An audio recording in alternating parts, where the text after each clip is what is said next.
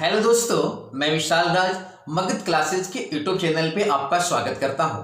दोस्तों, हम लोग पढ़ रहे हैं सीटेट एक्सप्रेस कोर्स और इस कोर्स में आप लोग पढ़ रहे हैं पर्यावरण अध्ययन और पर्यावरण अध्ययन में आप लोग पढ़ रहे हैं पादप जगत यानी पौधों की दुनिया। तो इससे पिछले वाले वीडियो में आप लोग पढ़े थे जड़ के बारे में। जड़ क्या करता है? मिट्टी में मौजूद जल और खनिज लवण को अवशोषित कर लेता है। तो क्या जड़ अवशोषित करने के बाद अपने पास ही रख लेता है? ऐसा नहीं होता। वह क्या करता है? तने और पत्तियों और टहनियों तक क्या करता है? पहुंचाता है। तो आज हम लोग पौधों के अंग, तना और पत्तियों के बारे में विशेष रूप से अध्ययन कर रहे हैं और अगले आप 10 मिनट में आप लगातार देखेंगे तो 10 मिनट में आप 1 नंबर अपने सीटेट के एग्जाम में जोड़ लेंगे, क्योंकि यहां से जो भी प्रश्न आएगा वो आपसे छूटेगा नहीं, क्योंकि मैं आप लोग के लिए काफी बारीकी से इस सीटेट का मैं पैटर्न तैयार किया हूं। और इसको पहले समझिए, मैं आपको पहले समझाऊंगा, पहले समझिए। बिना समझे यदि आप स्क्रीनशॉट लेकर लिख लेते हैं तो काम चलने वाला नहीं है। पहले आप समझिए, उसके बाद देखिए मैं किस प्रकार से बताता हूं। उसके बाद कॉपी पे आप लोग लिखेंगे और समझेंगे और एक बार दोबारा वीडियो को देखेंगे और सुनेंगे। जब आप सुनेंगे और देखेंगे तो पूरी तरह से आप सीटेट की तैयारी ही नहीं, आप समझिएगा कि स्कोरिंग, अच्छा स्कोरिंग 120 से 125 स्कोर आप करने वाले हैं। दोस्तों, हमारी बात को ध्यान देंगे। आप पर्यावरण अध्ययन में आज हम लोग पढ़ रहे हैं लेक्चर नंबर 4 पादप जगत का, यानी इससे पिछले बार हम 3 वीडियो पढ़ा चुके हैं। तो जो नए बच्चे होंगे इससे पिछले वाले वीडियो को नहीं देखेंगे तो ये पूरी कहानी समझ में आने वाला नहीं है। और यदि वीडियो को आप लोग देख लेंगे तो निसंदेह आपको समझ में आएगा। और देखिए दोस्तों, आपका जो संदेह है वो सबसे बड़ा दुश्मन है। तो संदेह को आप दूर करें और आप पढ़ें रेगुलर। ऐसा नहीं कि लॉकडाउन है, सभी लोग नहीं पढ़ रहे हैं तो आप घर पे आराम कर रहे हैं, ऐसा नहीं होना चाहिए।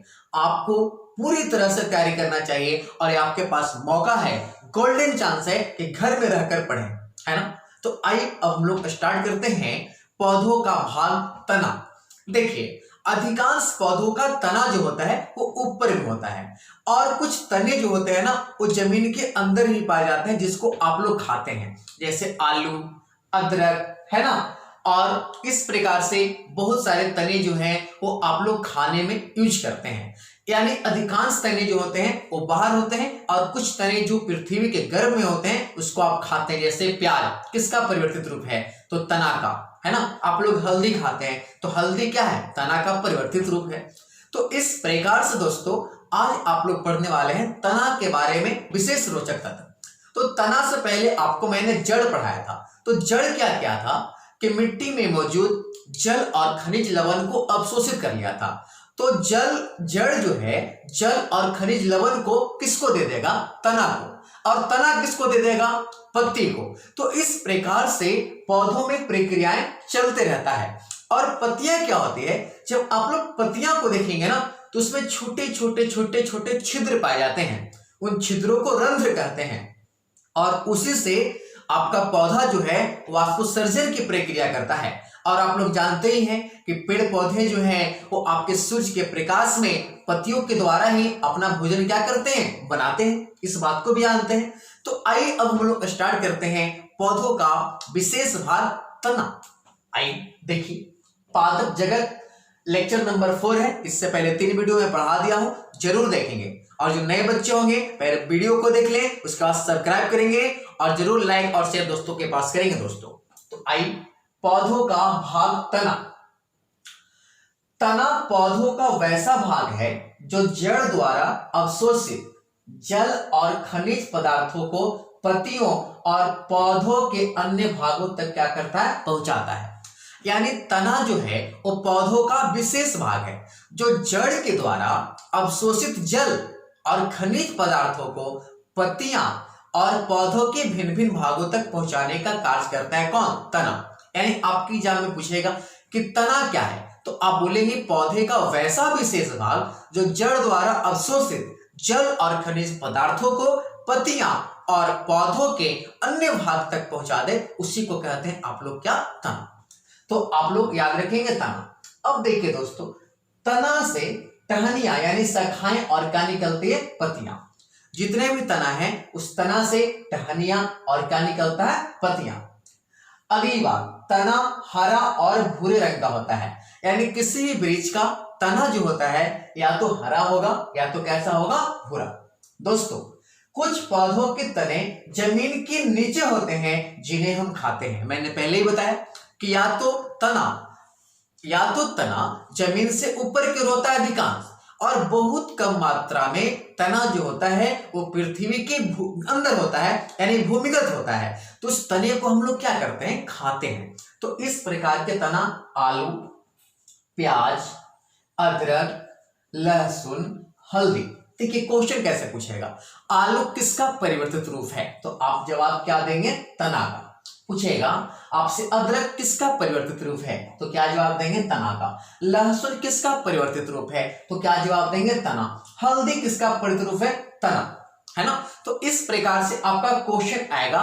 देखिए सीटेट में आजकल क्वेश्चन ऐसा आता है कि कौन तना नहीं है, यहाँ पे ऑप्शन दे देता आपको आलू, प्याज, अदरक और दे देता केला, तो आप क्या मारते हैं, केला तना नहीं है। केला क्या है, साग है, आपको मैंने पहले बताया है। तो आप तने जो है वो पृथ्वी के जो अंदर तने होते हैं उन तनों को आप खाते हैं, और आलू, प्याज, अदरक, लहसुन, हल्दी जो है तना का क्या है, परिवर्तित रूप है। और इस प्रकार से क्वेश्चन आपको सीटेट में पूछा जाए। अब देखिए तना के बारे में हम लोग पढ़ लेंगे। अब हम लोग पढ़ेंगे दोस्तों पौधे का भाग, पत्ती, है ना, यानी पत्ती क्या होता है। तो आप लोग जानते ही हैं कि टहनियों के विशेष भाग से पत्तियां निकलती है, या शाखाओं के विशेष भाग से पत्तियां निकलती है, यानी पत्तियां तने और टहनियों से निकलते हैं। यानी पेड़ का कोई भी पत्ती जो होगा वो या तो तना से निकलेगा या तो तना के शाखा से निकलेगा, है ना।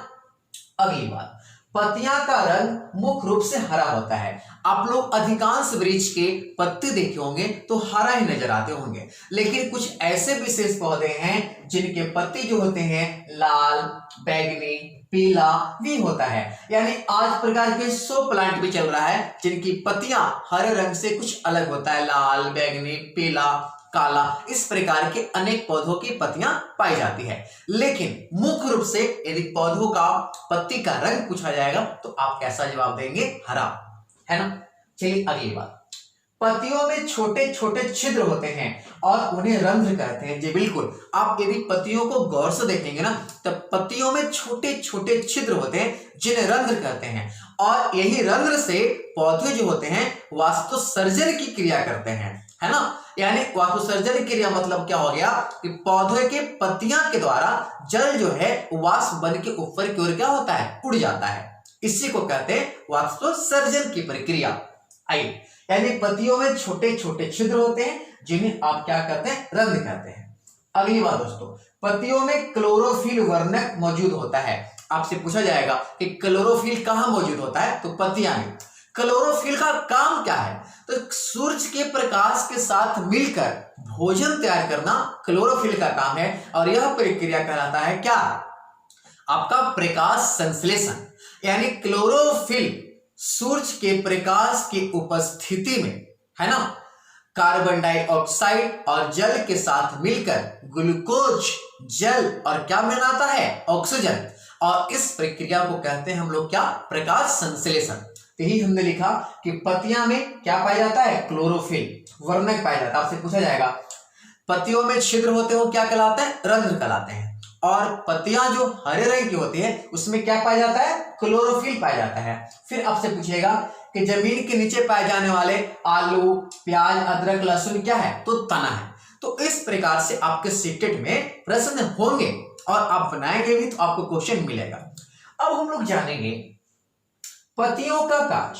जैसे हम लोग टहनियों का कार्य जान गए, तना का कार्य जान गए कि तना क्या करता है कि जल और खनिज लवण को पौधों के भिन्न भिन्न भागों और पत्तियों तक क्या करता है, पहुंचाता है। ये किसका कार्य था, तना का। अब हम लोग पत्ती के बारे में पढ़ लिए कि पत्तियां अधिकांश हरे रंग के होते हैं, कुछ बैगनी, कुछ लाल होते हैं, जो 100 प्लांट होते हैं, और पत्तियों में जो छिद्र होता है उसे रंध्र कहते हैं, और पत्तियां में क्या मौजूद होता है, क्लोरोफिल। अब हम लोग जान रहे हैं पत्तियों का कार्य। पत्तियों का कार्य क्या है, पहला मैंने आपको बताया वास्तुसर्जन। यहां पे देखिए आप लोग के लिए मैंने लिख दिया है वास्तुसर्जन। इस क्रिया में पत्तियां रंध्रों द्वारा जल के वाष्प के रूप में बाहर निकालते हैं। वाष्पोत्सर्जन में मैंने क्या बताया था कि आपके पत्ते में छोटे छोटे छिद्र होते हैं, उन्हें रंध्र कहते हैं। और वाष्पोत्सर्जन की प्रक्रिया में जब सूर्य का प्रकाश पत्ता पे पड़ता है तो रंध्रों से जो आपका पत्ते के द्वारा जो नमियां होता है वो वाष्प बनकर ऊपर की ओर क्या होता है, निकलता है, और इस प्रक्रिया को कहते हैं वाष्पोत्सर्जन। तो आपको सीधे सीधे यहां से क्वेश्चन आएगा कि वैसा प्रक्रिया जिसमें पत्तियां के रंध्रों द्वारा जल वाष्प बनकर ऊपर उड़ता है, तो इस प्रक्रिया को क्या कहते हैं, तो आप क्या कहिएगा, वाष्पोत्सर्जन। कोई प्रॉब्लम नहीं है दोस्तों, आप बस ध्यान से देखिए, आपको ऐसा लगेगा कि हमने पढ़ लिया, कहीं कोई त्रुटि नहीं है। आप ध्यान से पढ़िए और सुनिए, है ना। चलिए अब हम लोग जानते हैं प्रकाश संश्लेषण। हमने क्या बताया कि पौधों के पत्तियां में क्लोरोफिल नामक वर्णक मौजूद होता है, और सूर्य के प्रकाश में क्लोरोफिल भी मिल जाता है, और मिलकर पत्तियां के द्वारा भोजन बनाने में क्या होता है, सहायक होता है ना। तो कहने का अर्थ है प्रकाश संश्लेषण क्या है, यानी पौधा को सूर्य के प्रकाश में भोजन बनाने की प्रक्रिया क्या कहलाता है, प्रकाश संश्लेषण। यानी जो पौधे होते हैं उस सूर्य के प्रकाश की उपस्थिति में अपना भोजन जो तैयार करते हैं, तो यह प्रक्रिया को कहते हैं हम लोग क्या, प्रकाश संश्लेषण। यानी प्रकाश संश्लेषण क्या है, पौधों द्वारा सूर्य के प्रकाश में भोजन बनाने की प्रक्रिया क्या कहलाता है, प्रकाश संश्लेषण। यानी पौधा जो भोजन बना रहा है उस प्रक्रिया को आप लोग क्या कहिएगा, प्रकाश संश्लेषण। और प्रकाश संश्लेषण की जो क्रिया है दोस्तों, एक बात याद रखिएगा, प्रकाश संश्लेषण की क्रिया जब भी होगा तो दिन में होगा, है ना। और पौधा जो है जीवित है ना, तो इस श्वसन लेगा, सांस लेगा, तो श्वसन की क्रिया जो है ना वो दिन और रात होता है। एक क्वेश्चन में बहुत बार पूछा गया है कि पौधों में श्वसन की क्रिया दिन और क्या होता है, रात होता है। यानी पेड़ पौधा सांस हमेशा लेता है, लेकिन प्रकाश संश्लेषण की क्रिया जो है वो केवल क्या चीज में होगा, दिन में होगा। एक क्वेश्चन पूछा गया है कि प्रकाश संश्लेषण क्रिया दिन में होते हैं, रात में होते हैं, किस में होंगे, दिन में। क्यों, क्योंकि दिन में सूर्य के प्रकाश क्या होंगे, मौजूद होंगे, इसलिए प्रकाश संश्लेषण क्रिया कहां होंगी, आपके दिन में होंगे। अब प्रकाश संश्लेषण क्रिया में आपका कार्बन डाइऑक्साइड जल एक आपस में अभिक्रिया करेगा, तो क्या बनाएगा, ग्लूकोज। ग्लूकोज क्या है, एक कार्बनिक पदार्थ है ना, जो मीठा होता है, और प्लस जल और प्लस क्या, ऑक्सीजन। और इस ऑक्सीजन को हम लोग मनुष्य क्या करते हैं, लेते हैं। तभी तो पर्यावरण में आपका पेड़ का बहुत महत्व है, क्योंकि हम लोग जो ऑक्सीजन लेते हैं, पेड़ पौधे ऑक्सीजन को छोड़ते हैं और हम लोग क्या करते हैं, प्राप्त करते हैं। इस प्रकार से हम लोग का जीवन चल रहा है। तो देखिए दोस्तों, आपके सीटेट का जीवन चलाने वाला एक क्लास है जिसका नाम है मगध क्लासेस। तो आप लोग जरूर मगध क्लासेस के चैनल को सब्सक्राइब करें और इसको दोस्तों को बताएं। और जैसे ही लॉकडाउन खुलेगा तो ऑफलाइन भी हमारा क्लास प्रारंभ होगा। आप बिल्कुल परेशान ना हो, ऐसा नहीं है कि बंदे हैं तो घर पर नहीं पढ़े, सर जो पढ़ा रहे हो तो ऑनलाइन पढ़ा रहे हैं। मैं देख रहा हूं आप लोग पढ़ नहीं रहे हैं, आपको पढ़ना है, कॉपी करना है, लिखना है। आप अच्छे से पढ़िए। जिस प्रकार से मैं आपको क्लास में पढ़ा रहा हूं उसी प्रकार से मैं आपको ऑनलाइन भी पढ़ा रहा हूं। और मेहनत तो आप ही को करना पड़ेगा, मेहनत तो हम नहीं करेंगे। तो यदि आप मेहनत करते हैं तो सफलता कैसे नहीं लगेगा। और देखिए, बस आप सीटेट पास पास पास जाप लगा लीजिए, बिल्कुल आप पास हो जाएंगे। कभी आपका रिजल्ट नहीं रुकेगा, ये हमारा दावा है। यानी आप में जो संदेह है कि हम नहीं कर पाएंगे उसको दूर कीजिए और आप बहुत आगे तक जाइएगा और कोई भी रिजल्ट नहीं रुकेगा। कब, जब आप खुद मेहनत करेंगे तब। तो आई एक प्रकाश संश्लेषण की बात में बता रहा था। एक प्रकाश संश्लेषण की क्रिया में क्या होता है कि पौधे जो है सूर्य के प्रकाश में अपना भोजन बनाता है, जिसमें कार्बन डाइऑक्साइड और जल मिलकर आप लोग के लिए ग्लूकोज बनाता है, जो स्वाद में मीठा होता है। ग्लूकोज आप लोग पीते हैं ना, और बनाता है जल और क्या बनाता है, कार्बन डाइऑक्साइड। अब देखिए दोस्तों, आपके एग्जाम में फिर क्वेश्चन पूछा जाएगा कि प्रकाश संश्लेषण की क्रिया कौन से प्रकाश में तीव्र गति से होता है। तो लाल प्रकाश में तीव्र गति से होता है, और प्रकाश संश्लेषण की क्रिया कौन से प्रकाश में मंद गति से होता है? तो आप याद रखेंगे वैज्ञानिक प्रकाश में मंद गति से होता है। ये भी क्वेश्चन पूछा जाएगा कि प्रकाश संश्लेषण की क्रिया तीव्र गति से होगा लाल प्रकाश में, मंद गति से होगा वैज्ञानिक प्रकाश में। बिल्कुल आप याद रखेंगे। और अगली बार प्रकाश संश्लेषण की क्रिया केवल कब होगी? दिन में ही होगी, कोई प्रॉब्लम नहीं। चलिए इधर देखिए नेक्स्ट दोस्तों, आप लोग कैक्टस एक नागफनी नाम के पौधा सुने होंगे। नागफनी के पौधे पे ना बहुत कीड़े मकोड़े लगते हैं, इसलिए नागफनी के जो पत्तियां होती है ना वो धीरे धीरे कांटे का रूप धारण कर लेती है और अपने पौधों को रक्षा करती है। नागफनी का जो पौधा होता है ना, देखेंगे तो आपको पत्तियां नहीं दिखाई पड़ेगा, लेकिन इनिशियल स्टेट में प्रारंभिक अवस्था में पत्तियां होती है, लेकिन उसमें इतने कीड़े मकोड़े लगते हैं कि अपनी रक्षा करने के लिए इसके पत्तियां जो है वो धीरे धीरे कांटे का रूप धारण कर लेती है। तो इसमें पत्तियां नहीं होती है, लेकिन नागफनी का जो पेड़ है वो तो जीवित रहता है। तो कैसे जीवित रहता है, कैसे प्रकाश संश्लेषण करता है? तो पौधे जो प्रकाश संश्लेषण करते हो तो पत्तियां के द्वारा करते हैं, जिसमें पत्तियां हैं वो प्रकाश संश्लेषण पत्तियां द्वारा करेंगे। लेकिन नागफनी में आपका जो है पत्तियां नहीं है, तो नागफनी एक ऐसा विशिष्ट पौधा है जो प्रकाश संश्लेषण हरे तना से करता है, अपने तने से करता है। तो एग्जाम में पूछा जाएगा कि कौन सा ऐसा पौधा है जो प्रकाश संश्लेषण की क्रिया अपने तने से करती है? तो बस आप एक ही वृक्ष का नाम याद रखेंगे, नागफनी, है ना, जिसको आप लोग और कहते हैं क्या?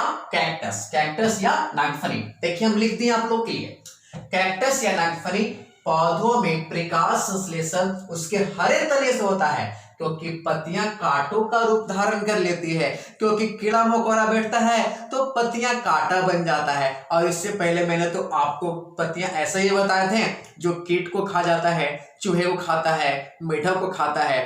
तो इस प्रकार के पौधे को आप लोग कैक्टस या क्या कहिएगा? नागफनी। यही पौधा है जो आपके प्रकाश संश्लेषण क्रिया पत्तियां से नहीं करेगा, किससे करेगा? तना से।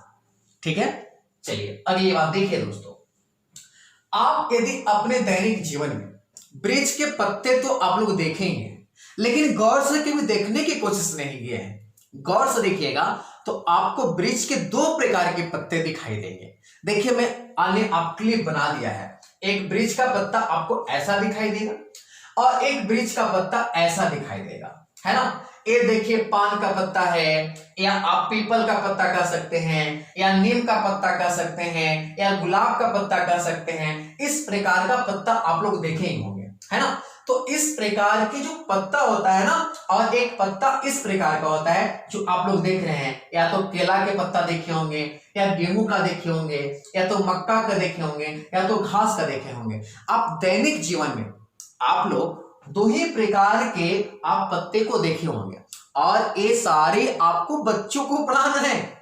आप पढ़ रहे हैं क्यों? आपको बच्चों को ज्ञान देना है। और सीटेट वाले प्रश्न यहां से इसलिए करता है ताकि आप कितना जानते हैं तभी ना बच्चों को पढ़ाएंगे। आप बच्चों को अच्छे से नहीं पढ़ाएंगे तो बच्चे का करियर खराब हो जाएगा। इसलिए आप जानिए तब ना बच्चों को पढ़ाएंगे। इसलिए आप जीवन में पत्ते देखेंगे तो कितने प्रकार से? दो प्रकार के। देखिए मैंने लिखा कि पत्तियां के ऊपर जो रेखाएं दिखाई देती है उन्हें सिरा कहते हैं।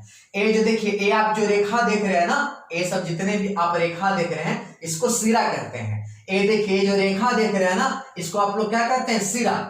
और सिरा जो है वो आपको दो प्रकार का होता है। आई सिरा का जो सजावट है ना, ये कितने प्रकार का होता है? दो प्रकार का।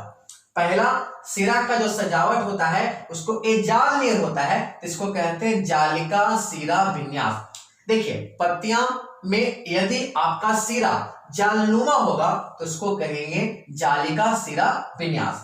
और ये देखिए सारे जो है ना समानांतर है ना। समानांतर यानी क्या? देखिए एक दोनों को क्या है? समानांतर, है ना। तो यदि आपको सिरा समानांतर दिखाई देगा तो इस प्रकार के पत्तियां को कहिएगा समानांतर सिरा विन्यास। यानी पत्तियां में विन्यास कितने प्रकार से होगा? दो प्रकार का। एक जालक्रम सिरा विन्यास होगा और एक ऐसा होगा समानांतर। यदि जालीनुमा होगा तो आप कहिएगा क्या? पीपल, गुलाब, मूली, नीम। आप देख लीजिएगा कैसा जाली है। समानांतर मतलब समझ रहे हैं? समानांतर कहने का अर्थ है कि इसका जो जड़ है ना, जड़ इसका शीर्ष से यदि सीधा सीधा रहेगा तो उसको कहेगा समानांतर। और जड़ से यदि प्रत्येक इसका ग्राफ शीर्ष को नहीं छुएगा तो उसको आप क्या कहिएगा, जालिका। तो एक बार आप लोग याद रखिएगा, आपको हम जड़ के बारे में बताए थे। जड़ कितने प्रकार का, मुसला जड़ और झाकड़ा जड़ कल बताए थे ना। तो आप पत्ता को देखकर अब जड़ भी बता दीजिएगा। मान लीजिए कि आप जड़ के बारे में भूल गए, तो आज से ना आप पत्ता को देखिएगा, जड़ के बारे में बता दीजिएगा। यदि ऐसा पत्ता दिखाई देगा, जाल वाला पत्ता दिखाई देगा, तो आप कहिएगा मुसला जड़ है। तो जाल वाला पत्ता दिखाई देगा तो क्या कहिएगा, मुसला जड़। मुसला जड़ किसका होता है, नीम का, पीपल का, गुलाब का, मूली का, है ना। और किसका होता है बताइए आप लोग, मैंने जड़ पढ़ाया है, वहां से आप देखेंगे क्या होता है, जवाब ढूंढेंगे आपको मिल जाएगा। और यदि पत्तियां समानांतर होगा तो आप समझ लीजिए कि झाकड़ा जड़ है। यानी जड़ आपको बिना देख ले पहचान लेना है, बस पत्ता का याद रखना है कि यदि जालनुमा होगा तो जड़ कैसा होगा, मुसला। यदि पत्ता समानांतर होगा तो जड़ कैसा होगा, झाकड़ा। जैसे केला, गेहूं, मक्का, घास। और जड़ का मैं कल ही के वीडियो में जड़ के बारे में बताया था कि झाकड़ा जड़ और कैसा जड़, मुसला जड़। तो आज से आप पत्ता को देखेंगे और जड़ बता देंगे। तो आपसे पूछेगा कि गुलाब की फूल जो होता है उसका जड़ कैसा होता है, तो गुलाब का फूल के पत्ता को देखिएगा ना तो जालनुमा होगा। तो जालनुमा का जड़ कैसा होगा, मुसला, है ना। अब पूछेगा आपसे कि केला के पत्ता का जड़ कैसा होता है, तो केला के पत्ता का विन्यास कैसा होता है, समानांतर। तो इसका क्या बोलिएगा, झाकड़ा। तो इस प्रकार से आपके पादप जगत में तना और पत्तियां से आपके प्रश्न आएंगे और यहां से प्रश्न एक भी नहीं छूटेंगे। और उम्मीद करते हैं कि आप इसको जरूर लिखेंगे और समझेंगे और दोस्तों को भी बताएंगे कि मगध क्लासेस के सीटेड एक्सप्रेस कोर्स को ज्वाइन करें। तो दोस्तों आप लोग इसका एक स्क्रीनशॉट ले लीजिए और आज के लिए इतना ही होगा। धन्यवाद, बाय बाय।